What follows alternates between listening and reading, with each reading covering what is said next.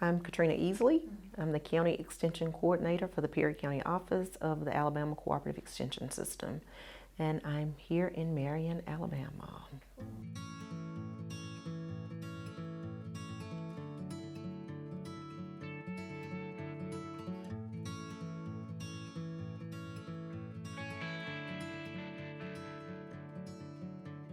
The Black Belt area of Alabama is a place that's rich in soil as well as rich history of people, where people come together, work together to enhance the quality of life for everyone that's involved. It's a collection of people. It's a gathering place for people, for things to grow, whether it's grass, whether it's skill sets. It's a place and an environment for growth.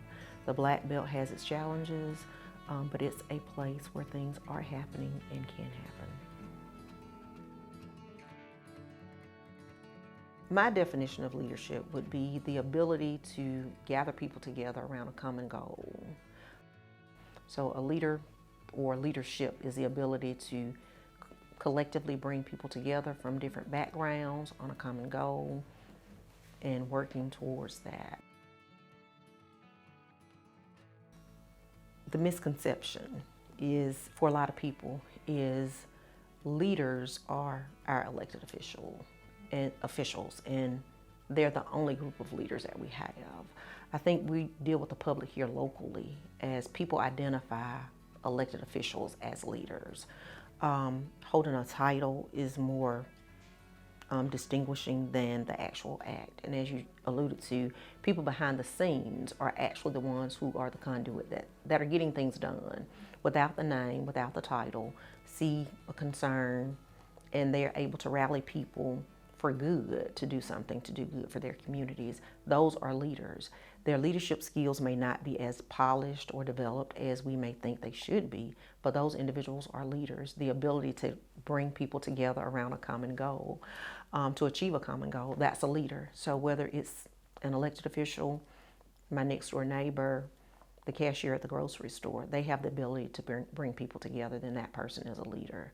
A lot of times people shy away from that leadership role because they may feel as if I don't meet the standard.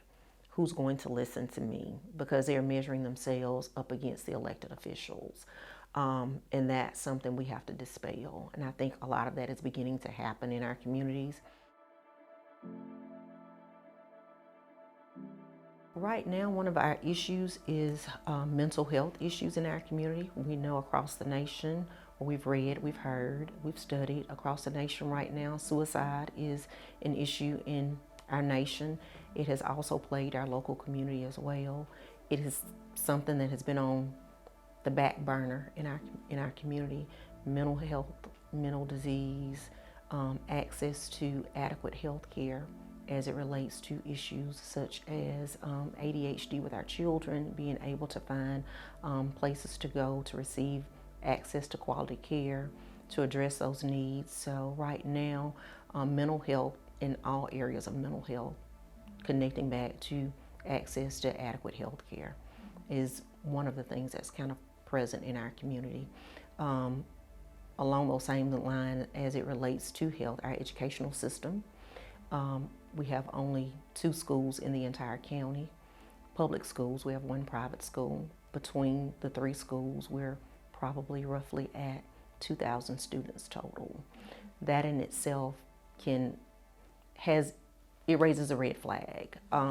Just within itself, 3 schools, 2,000 students, what resources, what's being allocated to.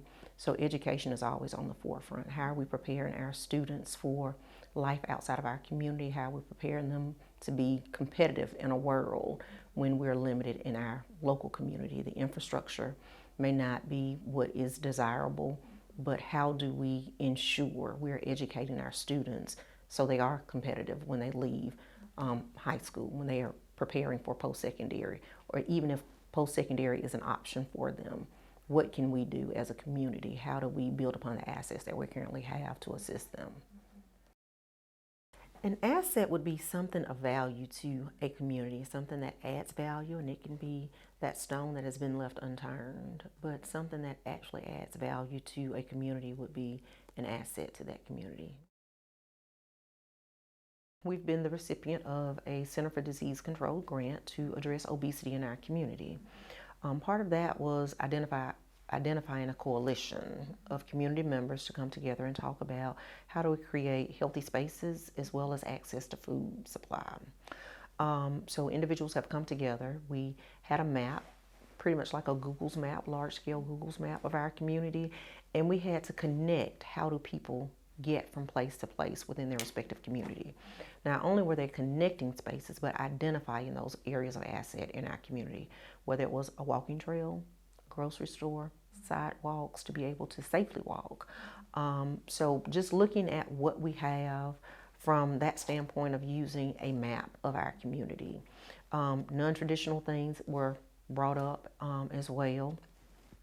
A park, the farmers markets, things of that nature, everything tied back to health. But the asset mapping piece came into play because what's here, how do we address obesity in our community? What does our community actually look like? Is it a walkable community? How do I get from respective communities, housing complexes to the local grocery store? How can someone get to a local farmer's market from where they live in their community? With working with our young people, they do things totally different from us. And it's interesting to see how they perceive leadership, how sometimes we as older individuals say they go against the grain, but it's for them because everyone has to find their own role, their own space, their own place to actively be engaged in leadership. We talk about our civic engagement piece.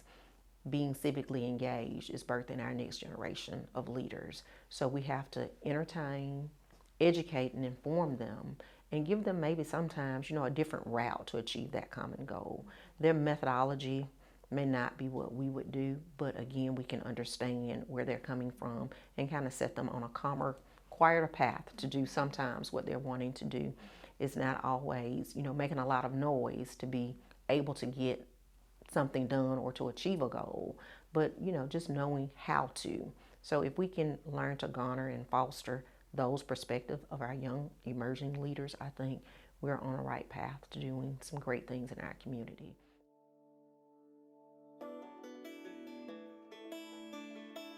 Some of them are born leaders, some of them are created leaders based on a circumstance.